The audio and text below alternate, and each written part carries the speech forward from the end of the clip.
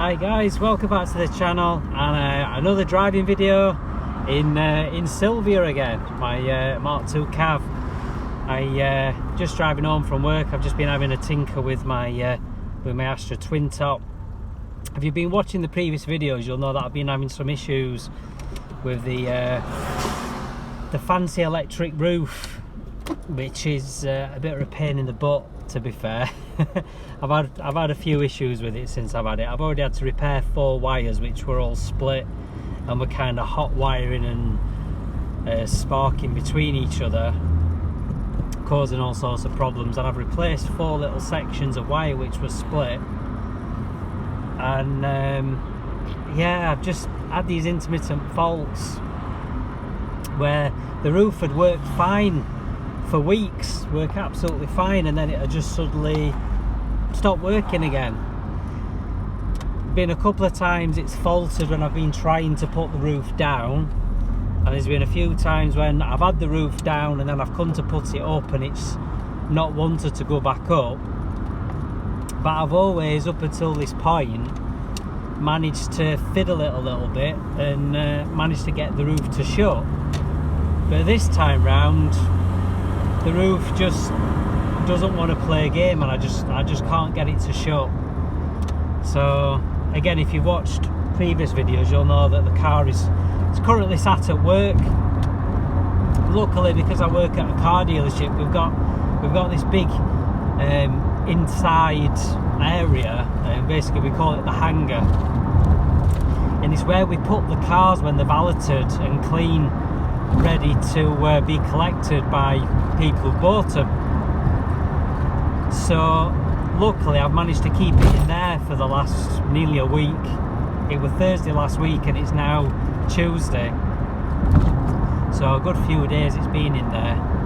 And luckily, you know, my manager's understanding is allowing me to keep it there and tinker with it on my lunch break and tinker with it after work as and when I can, just to try and get it sorted. And luckily as well, because I work at a car dealership, we've got the diagnostic tools to be able to plug it in and be able to get the fault codes and read the live data as well.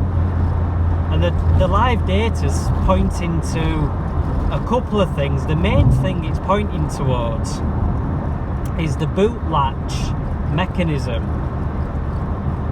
If you're not familiar, basically the boot lifts up and it tilts backwards to enable the roof to fold down into the boot area. And the fault that I'm getting is coming up saying failure on the boot latch mechanism, and it's got 2 switches. I'll have to show you like another video showing the boot latches, but basically it's got these 2 micro switches. One of them triggers when the latch is all the way down, so in other words when the boot should be shut, and the other one triggers when the mechanism is all the way at the top, which is basically when the boot should be vertical, sticking up in the air, ready for the roof to go down. And then when it's kind of between the 2 positions, it should say open, I think, or it should basically say open or closed or inactive. And inactive is when it's between the 2 positions. But at the moment, that is just saying failure. So that's obviously pointing to a problem with one or both of the micro switches or something on the wiring to or from it. But the other intermittent issue I keep getting, if you actually go to the fault codes rather than the live data, is it saying to do with the boot position open and closed, like it doesn't know if the boot is actually open or closed. So there's obviously something not right somewhere there as well. It's like, is the boot open, is it closed? It's like the car doesn't seem to know. Now obviously the boot needs to be closed for the roof to work, because the roof's not going to work if the boot's open. So that's obvious to me that has got to be an issue that's tied to it as well, because that keeps coming up on the fault codes as an intermittent fault. So I just wait for this car to go past and then I can overtake this one. So, and obviously because I found them 4 wires which had broken previously, I've also been stripping the wires back and trying to find any more broken wires. I mean, so far I can't find anything else that's broken, so I am a little bit at a loss at the moment as to what is actually causing the issue. But I'm going to keep at it. I'm going to keep trying, keep playing around with the wires and see if I can find what's causing the problem. But it's not too bad, because in the meantime I'm getting to drive Silvia again, my old Mark II Cav, as my daily driver until I get it sorted. So it's not too bad, apart from I'm having to run her on super unleaded. I'm just going to shut the sunroof so it's less windy. That's it, shut the sunroof so it's less windy. But I'm having to run her on super unleaded, and it was £2.02 when I put some fuel in yesterday, and I'm like, I put 35 quid in and it's not even up to half a tank, which is a little bit upsetting.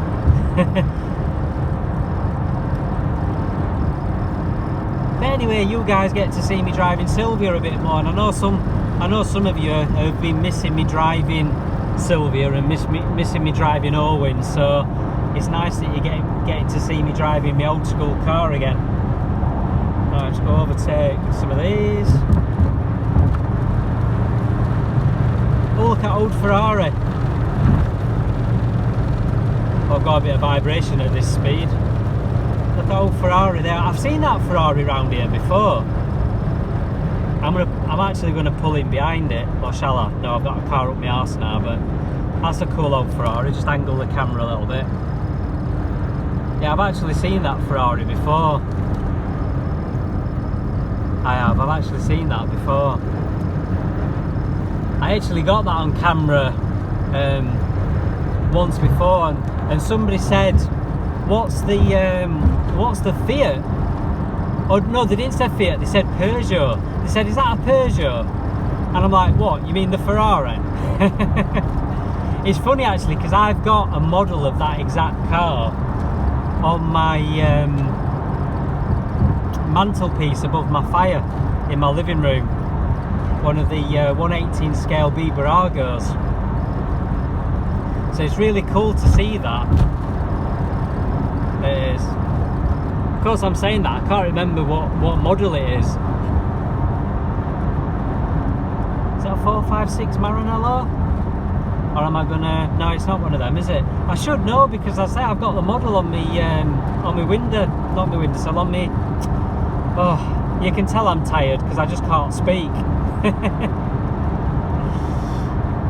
Oh dear. Try again, Rich. Try again. On my mantelpiece above my fireplace. There you go. So anyway, I do tend to ramble on some of my videos, as regular viewers will know. I do tend to ramble a bit. So I might just shut up a little bit now and just let you enjoy the drive or the ride.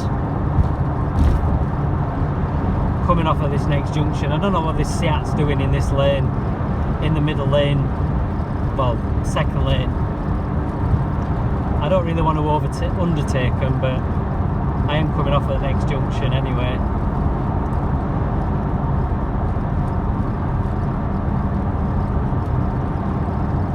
So yeah, I ain't really got any updates on any of my other projects. I mean, I mentioned a couple of times in my last couple of videos about Owen. I do want to get the work done on Owen and get him MOT'd and sorted. I am very, very tempted, once the roof is sorted and working on the twin top, to actually just get it sold. You know, if I get it working and it's got a nice working roof, I might just get it sold while it's working. Can I overtake this truck? What do we reckon? Oh, is it too? Nah, it's too short a distance. If I'd been in Owen, I might have gone for that then, but Silvia's quite nippy. I said she was a 1.8 injection, basically the same engine as the SRI.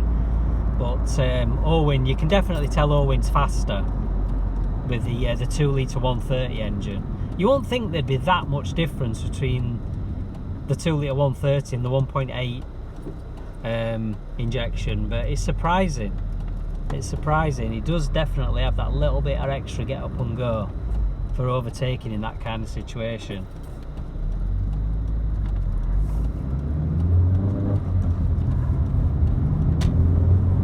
So yeah, just nice steady drive home. I'm trying not to drive too fast anyway, because I'm trying to conserve fuel a little bit. With the price of fuel at the moment, you don't really want to be bombing around and doing unnecessary driving. So I don't mind the fact that I've stayed at work tonight until 7:15, finished work at 5:30, so I've had another hour and a quarter fiddling around with my roof on the twin top, just trying to unstrip wires, trying to find any breaks, trying to find anything that's causing the issue. And as I said, so far I've not found anything. The previous breaks in the wires, I found them straight away, and they were so obvious. And basically what it was, it had had a previous repair, and the previous repair had not been done very well, and it had broken again, and all these 4 little black wires had all broken, and some bits of the wires were like rubbing against each other, so you'd got copper on copper, and that were obviously going to cause problems. I mean, to be honest, that might still be the problem. It might still be the problem. It might be that the wire I've used to do the little repair joints might actually be split inside or something daft. I don't know. I need to have a bit of a play around. It's just frustrating, the fact that the car is stuck at work. Because the car's stuck at work, because I ain't got anywhere to store it at home with the roof down, I'm having to just tinker on it when I'm at work. So like I only get half an hour for my lunch break, so I'm having a little tinker for that half an hour for my lunch.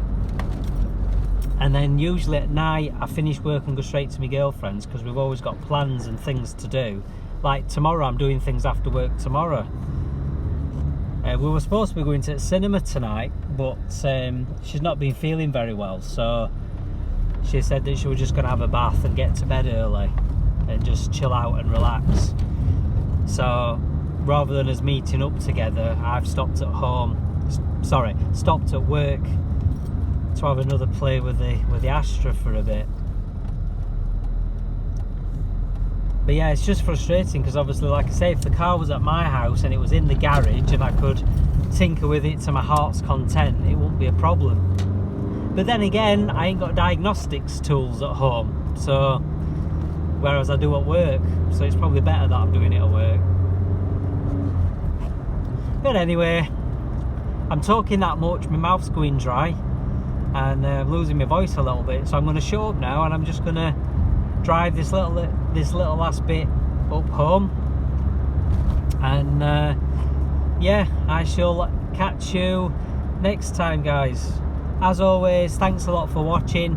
Please like, browse, subscribe, click the notification bell, share my videos, tell your friends, and hopefully we can try and get the number of subscribers up. I'm up to like 321, I think it is. It'd be nice to get above 1,000. It'd be nice to make the channel monetized and earn a little bit of money from it, but we shall see. Maybe one day I'll be like Hoovy's Garage with over a million subscribers, or like Doug DeMiro, again with however many millions of subscribers he's got. I don't think there's that many people out there actually interested in old Vauxhalls, but it would be nice one day to have that many subscribers. Is he letting me through? He is, good lad.